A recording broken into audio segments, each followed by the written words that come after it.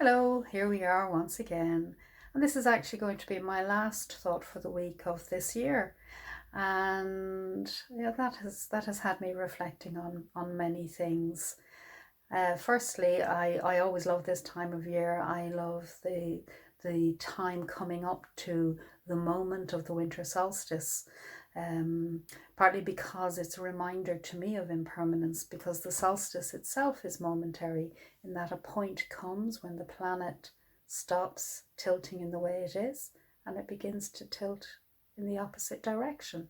And what that means for us this time is that we would begin to move from the long dark nights of the winter to the shorter nights and the longer brighter days that are ahead. And I suspect I'm not alone in hoping that those longer brighter days are going to be brighter in more ways than one, having come through the year that we've come through together. And coming through it together is another thing I've been reflecting on, particularly because we celebrated Sangha Day this weekend just gone.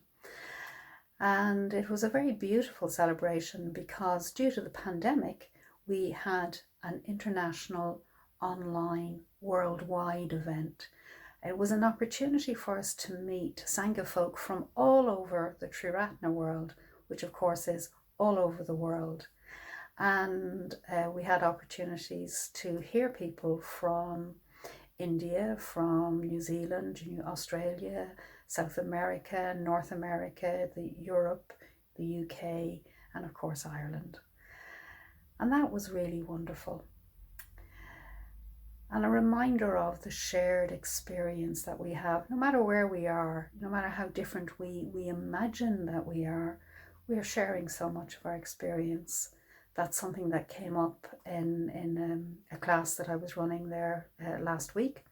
And the observation was made that, in fact, the experiences that everybody has they're universal. We are no different in so many ways.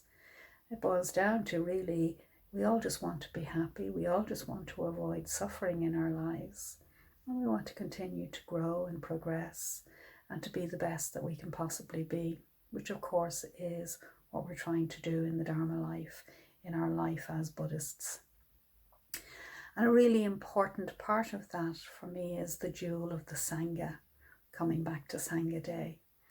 And I've been deeply, deeply moved on so many occasions this year by how the Sangha has grown and evolved in Dublin in particular, because that's been where I've experienced it most. How people have supported one another in so many ways. I've seen so many acts of selflessness, of generosity, of the sharing of courageousness with one another. We've been pulling each other through, supporting each other through dark days, difficult days. We've been able to laugh and cry together. We've been able to study together, do ritual together, meditate together. And I think we are so lucky, because that has enabled us to find our way through very difficult times. And that's the strength of the three jewels.